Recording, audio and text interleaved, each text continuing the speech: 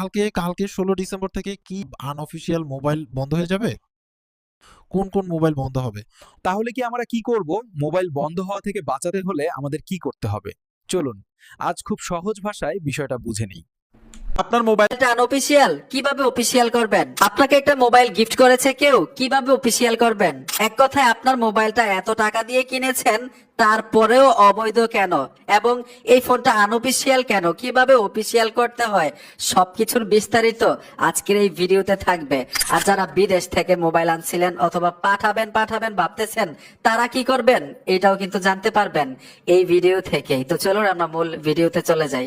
প্রথম আমরা জানবো একটা আনঅফিসিয়াল মোবাইল কিভাবে অফিসিয়াল করতে হয়।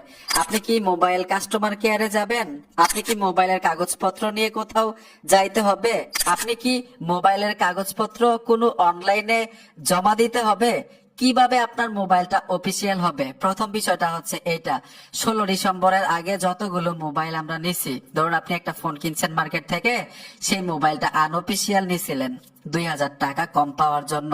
সেই মোবাইলটা কিভাবে অফিসিয়াল করবেন? অফিসিয়াল করার সুযোগ কিন্তু সরকার দিয়েছে। যারা আমরা মোবাইল ব্যবহার করতেছি, কেউ ভোগান্তিতে পড়বেন না, খুব সহজে আপনার মোবাইলটা অফিসিয়াল হয়ে যাবে। এটা কিভাবে হবে? ওই যে আপনার সিমটা ব্যবহার করতেছেন আপনার মোবাইলটার মধ্যে, আপনার সিমটা তো আপনি রেজিস্ট্রেশন করেছেন আপনার এনআইডি কার্ড দিয়ে, ঠিক না? বায়োমেট্রিক পদ্ধতিতে।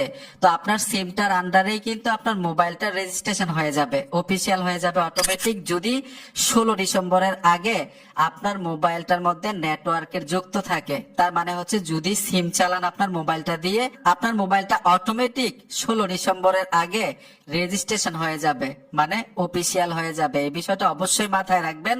যাদের বাসার মধ্যে মোবাইল ফোন বন্ধ করে রেখেছেন, মোবাইলটা সচল রাখেন, তাহলে অটোমেটিক আপনার মোবাইল 16 ডিসেম্বরের আগেই অফিসিয়াল হয়ে যাবে, বৈধ হয়ে যাবে, কোনো কাগজপত্র লাগবে না। এটা কিন্তু স্পষ্টভাবে বলে দিয়েছে, যাতে আমরা ভোগান্তিতে না পড়ি যারা মোবাইল ব্যবহার করতেছি। এটা কিন্তু আমাদের জন্য সুখবর। আপনি বিদেশ থেকে আনছেন, নাকি বাংলাদেশ থেকে কিনছিলেন, নাকি আপনাকে কেউ গিফট করেছে, নাকি আপনি সেকেন্ড হ্যান্ড কিনছেন, এটা দেখার বিষয় না। আপনার মোবাইল চলতেছে, সেই মোবাইলের মধ্যে একটা সিম প্রবেশ করানো, আপনি নেটওয়ার্কের সাথে যুক্ত আছেন, আপনার মোবাইলটা অফিসিয়াল হয়ে যাবে। আবার অনেকেই প্রশ্ন করতে পারেন, ভাই কি সিম দিব? রবি, এয়ারটেল, বাংলালিংক না গ্রামীণ টেলিটক? যে কোনো সিম দিবেন, বাংলাদেশি সিম, আপনার আইডি কার্ড দিয়ে রেজিস্ট্রেশন করেছেন, এরকম সিম প্রবেশ করানো থাকলেই, নেটওয়ার্কের সাথে যুক্ত থাকলে আপনার মোবাইলটা বায়োমেট্রিক পদ্ধতিতে রেজিস্ট্রেশন হয়ে যাবে। এখন অনেকের প্রশ্ন জাগতে পারে, 16 ডিসেম্বরের পরে যদি মোবাইল কিনি তখনও কি অটোমেটিক রেজিস্ট্রেশন হয়ে যাবে, অফিসিয়াল হয়ে যাবে? না, এখন যাতে আমরা ভোগান্তিতে না পড়ি আমরা যারা গ্রাহক আছি, এর জন্য এই সুযোগ সুবিধাটা দিয়েছে সরকার। 16 ডিসেম্বরের পর থেকে মোবাইল কিনলে অবশ্যই অফিসিয়াল কিনতে হবে। আর যারা আনঅফিসিয়াল মোবাইল বাংলাদেশে আনতো, তারাই তো আনতে পারবে না, আপনারা দিবে কিভাবে, ঠিক না? সরকারকে ট্যাক্স দিয়ে তারপর বাংলাদেশে আনতে হবে, তখন আপনিও অফিসিয়াল মোবাইলই পাবেন। এর জন্যই 16 ডিসেম্বরের পর থেকে মোবাইল কিনলে অবশ্যই অফিসিয়াল কিনতে হবে। আর যারা বিদেশ থেকে আনবেন, তখন কি হবে? 16 ডিসেম্বরের পরে বিদেশ থেকে আনলে কি করবেন?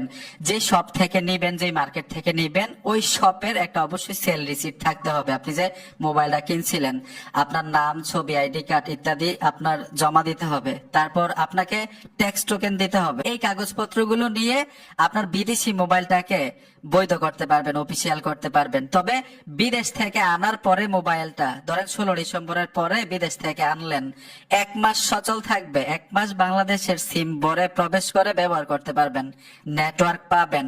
1 মাস পরে আবার বিচ্ছিন্ন হয়ে যাবে নেটওয়ার্ক, এই মোবাইল দিয়ে সিম চালাইতে পারবেন না। 1 মাসের সুযোগ দিবে বিদেশি মোবাইলগুলো নিবন্ধন করার জন্য। এগুলো কোথায় জমা দিবেন? এয়ারপোর্টে জমা দিবেন? না, বিষয়টা এরকম না। কাগজপত্রগুলো নিয়ে মোবাইল কাস্টমার কেয়ারে চলে যাবেন, অথবা অনলাইনের মাধ্যমেও নিবন্ধন করতে পারবেন।